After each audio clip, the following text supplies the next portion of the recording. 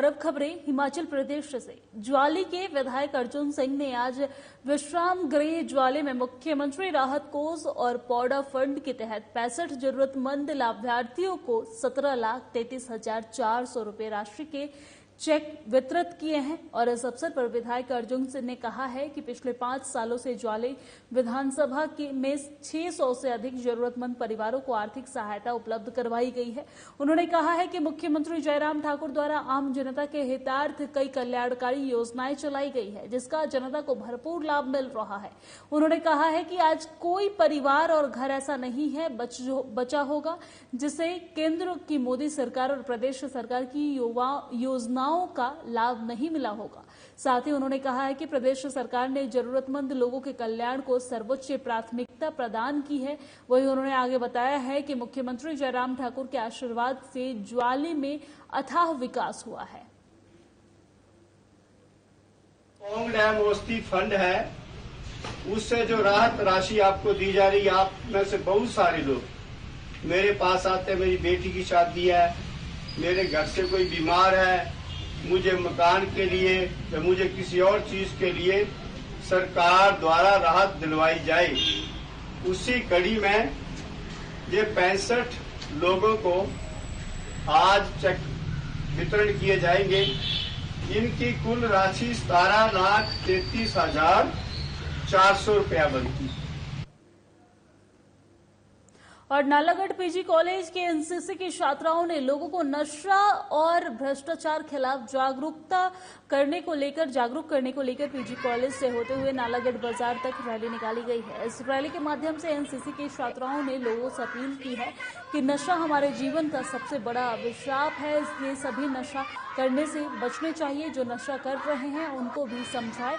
दूसरा, उन्होंने भ्रष्टाचार के खिलाफ भी लोगों को जागरूक किया है। उन्होंने कहा है कि भ्रष्टाचार से देश की आर्थिक स्थिति कमजोर हो जाती है और इसके सह न हो तो भ्रष्टाचार करें, और जो भ्रष्टाचार कर रहे हैं उसके खिलाफ आवाज उठाएं।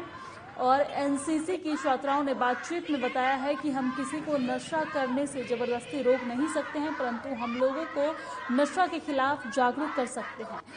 इसलिए हमने नशे के और भ्रष्टाचार के खिलाफ आज जागरूकता रैली निकाली है।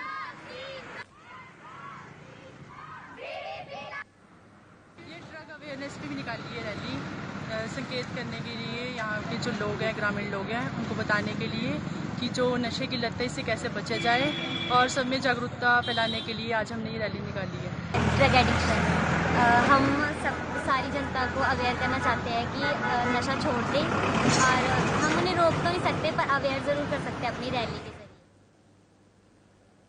और जिला सिरमौर के गिरीपारा क्षेत्र को हाटी दर्जा दिलाने पर हाटी समुदाय ने केंद्र और प्रदेश सरकार का धन्यवाद आभार व्यक्त किया है। साथ ही क्षेत्र को हाटी जनजातीय घोषित करने पर केंद्र सरकार द्वारा मिली मंजूरी पर क्षेत्रवासियों ने मिठाई बांटकर अपनी खुशी जाहिर की है। वहीं क्षेत्रवासियों ने रैली निकाली और सरकार के हक में नारे लगाकर प्रदेश और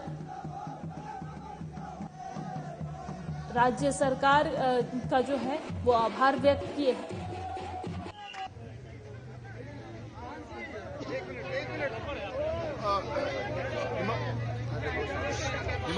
हिमाचल प्रदेश सरकार और भारत सरकार का सराहनीय कदम है, जिसकी बड़े लंबे समय से लोगों की इच्छा थी कि हमको ये ट्राइबल स्टेटस मिलना चाहिए। और सिर्फ ट्राइबल स्टेटस की बात नहीं थी, बात इस बात की थी कि अगर जिन लोगों को हमारे जो समकक्ष थे उनको स्टेटस मिला है तो हमको स्टेटस क्यों नहीं मिला। और दूसरी बात ये थी कि जब हम डिजर्व करते तो हमको मिलना चाहिए था बहुत पहले। और हिमाचल प्रदेश सरकार और भारत सरकार को कोटि कोटि धन्यवाद, जिसने लोगों की आवाज को सुना और अल्टीमेटली उस मंच पर पहुंचा जिस मंच पर पहुंचना चाहिए था। आज सिरमौर जिला के गिरीपार क्षेत्र के लिए बहुत बड़ी खुशखबरी है, जब केंद्रीय मंत्रिमंडल ने आज गिरीपार क्षेत्र को जो हाटी समुदाय था उसको जनजातीय क्षेत्र का दर्जा दे दिया है, कैबिनेट ने मंजूरी दे दी है। और इसके लिए हम भारत के प्रधानमंत्री श्री नरेंद्र मोदी जी, भाई अमित शाह जी और हिमाचल प्रदेश के माननीय मुख्यमंत्री श्री जयराम ठाकुर जी और सबसे बड़ा जो सिरमौर का सपूत है श्री बलदेव तोमर जी का बहुत बहुत आभार व्यक्त करते हैं।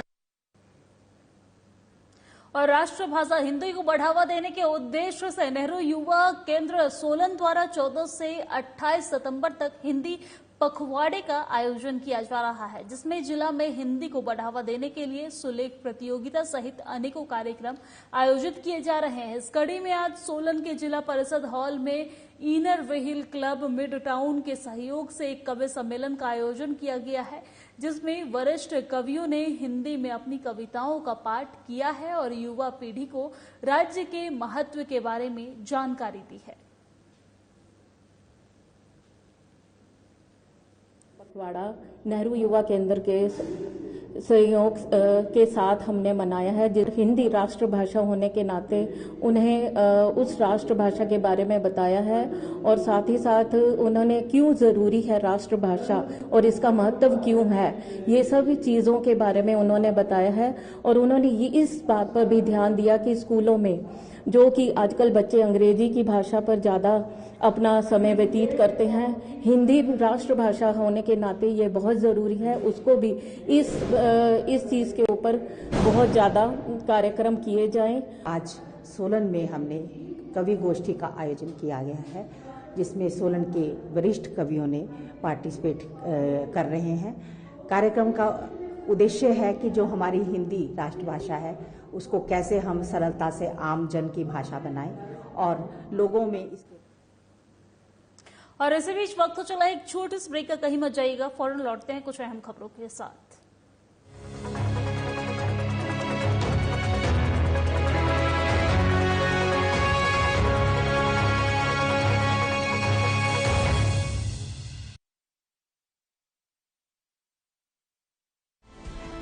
केंद्र और हिमाचल की डबल इंजन सरकार ला रही सुखद बदलाव। हिमाचल में जयराम ठाकुर की सरकार की सहारा योजना लोगों के लिए वरदान साबित हो रही है। आज यहां लगभग 20,000 लाभार्थी प्रति माह 3,000 रुपए का लाभ प्राप्त कर रहे हैं। हमारी सिचुएशन इतनी अच्छी नहीं कि हम बच्चे का इलाज करवा सके। जो मेरा बच्चा ये बचपन से हैंडीकैप, चल नहीं पाते हैं। मैं धन्यवाद करना चाहती हूँ हमारी हिमाचल सरकार का कि उन्होंने हमारे लिए, मेरे बच्चे के लिए जब सहारा योजना दी है, जिससे हम अपने बच्चे का इलाज कर पा रहे हैं। स्वास्थ्य सेवाओं के लिए तत्पर हिमाचल सरकार, यहाँ मिल रहा हर जरूरतमंद को।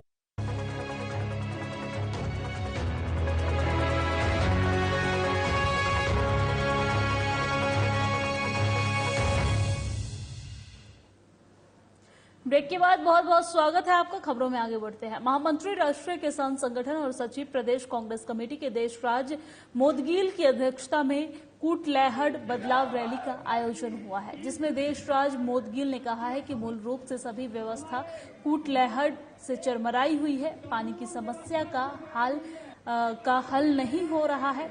अस्पतालों में व्यवस्था चरमराई हुई है। सिर्फ रेफर यूनिट अस्पताल बने हुए हैं। कूटलैहड़ में कोई एक्सरे की सुविधा नहीं है। अल्ट्रासाउंड और ईसीजी की मशीनें भी खराब पड़ी है।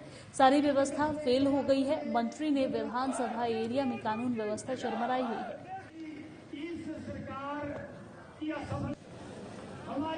कानून व्यवस्था चरमरा गई है। जैसे 2 दिन पहले से जो घटनाएं हुई हैं यहाँ हरोली क्षेत्र के अंदर, तो पहली घटना जो एक कार जो कहा है कि खंबे से टकराई और उसमें 5 लोग मारे गए। तो केवल खंबे से टकराने से किसी कार के 5 लोग नहीं मर सकते। और जो कार का जो चित्र सोशल मीडिया में आया है वो भी ऐसा दिखाई नहीं देता कि केवल खंबे से वो कार टकराई है। वो किसी और चीज से कार टकराई, बाद में खंबे से भी टकराई हो सकती है। और वो लगता है कि षड्यंत्र है और षड्यंत्रों को जांच करने के लिए ये। और राजधानी शिमला को स्मार्ट बनाने के लिए स्मार्ट सिटी के तहत सड़कों को चौड़ा करने के साथ ही डंगे लगाए जा रहे हैं, लेकिन करोड़ों के डंगे बनाने से पहले ही सवालों के घेरे में आ रहे हैं। बालूगंज चौक के साथ ही स्मार्ट सिटी के तहत 4 करोड़ के डंगा लगाया गया है। इसका काम पूरा होने से पहले ही दरारें आ गई हैं, जिस पर कांग्रेस ने सवाल खड़े किए हैं और घटिया कार्य करने के आरोप लगाए हैं। साथ ही जांच की मांग भी की है। हिमाचल प्रदेश कांग्रेस कमेटी के राज्य महासचिव यशवंत छाजटा ने स्मार्ट सिटी के कामों पर सवाल उठाए हैं। छाजटा ने कहा है कि बालूगंज चौक को चौड़ा करने के लिए करोड़ों रुपए खर्च कर डांगा लगाने का काम शुरू किया गया है। डांगे का काम अभी पूरा नहीं हुआ, वहीं दूसरी तरफ इसमें दरारें आनी शुरू हो गई है। निर्माण कार्य पूरा होने से पहले ही डांगा दरकने लगा है और इस बात का पुख्ता सबूत है कि घटिया काम हुआ है। उन्होंने कहा है कि अपनी कारगुजारियों को छुपाने के लिए अब वहां पे नया डांगा लगाया जा रहा है। इससे सड़क की चौड़ाई 2 फीट कम हो गई है। यशवंत छाजटा ने शहरी विकास मंत्री पर आरोप लगाया है कि चहेते ठेकेदारों को फायदा पहुंचाने के लिए नियमों को ताक पर रखा जा रहा है। शिमला में जो भी काम हो रहा है उसकी जो गुणवत्ता है वो बहुत ही घटिया स्तर की है। जिस तरीके से आप देख रहे हैं बालूगंज में जो है चौक को चौड़ा करने का कार्य चल रहा है, वहाँ पे अभी एक डंगा लगाया गया है और उस डंगे में अभी पूरा हुआ नहीं है और उस डंगे में पूरी दरारें पड़ चुकी है। अब सरकार को चाहिए था कि उसकी इंक्वायरी करते कि क्यों इतना घटिया स्तर का काम वहाँ पे हुआ, लेकिन काम को छिपाने के लिए जो है अब सामने से दूसरे डंगे की जो है तैयारी हो रही है और जिसकी वजह से जो है कम से कम 3-4 फुट जो है रोड की जो विड्थ है वो और कम हो जाएगी। और भ्रष्टाचार के खिलाफ मंच फोरम अगेंस्ट करप्शन ने हिमाचल प्रदेश विश्वविद्यालय समरहिल शिमला में सहायक प्रोफेसर, एसोसिएट प्रोफेसर और प्रोफेसर के पदों के लिए 200 से अधिक शिक्षकों की भर्ती का कड़ा विरोध किया है। शिमला के पूर्व उप महापौर व फोरम अगेंस्ट करप्शन के टिकेंद्र पवार ने कहा है कि भ्रष्टाचार का पैमाना और भर्ती में प्रक्रियाओं का उल्लंघन इतना बड़ा है कि यह केवल कुछ शिक्षकों की भर्ती से संबंधित नहीं है बल्कि एक बहुत बड़ी धोखाधड़ी है जिसको सत्ता में बैठे लोगों ने किया है। एचपीयू और उसके अधिकारियों से संबंधित अवैधता की जांच के लिए एक आयोग की आवश्यकता है, बल्कि उन लोगों के लिए भी जिन्होंने धोखाधड़ी के अनुभव प्रमाण पत्र प्रदान किए हैं। उन्होंने कहा है कि यह भ्रष्टाचार का दौर डॉक्टर सिकंदर कुमार से शुरू होकर आज तक जारी है। एचपीयू के भर्ती के लिए उम्मीदवार को यूजीसी के राष्ट्रीय पात्रता परीक्षा नेट उत्तीर्ण होना चाहिए, लेकिन सभी नियम ताक पर रखकर भर्ती की गई है।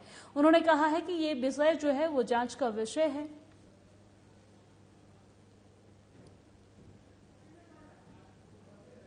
और ये फोरम और भ्रष्टाचार के मुद्दों को भी आगे उजागर करेगा। लेकिन फिलहाल जो विश्वविद्यालय में भर्तियां हुई है, खासकर कोविड के दौरान पिछले आप लगाएं 3 साढ़े 3 साल के अंदर 250 के करीब भर्तियां हुई है। और मैं आपको ये बता सकता हूँ कि 9 ऐसे क्राइटेरिया हैं, मतलब 9 बातें हैं जिनको दरकिनार किया गया है।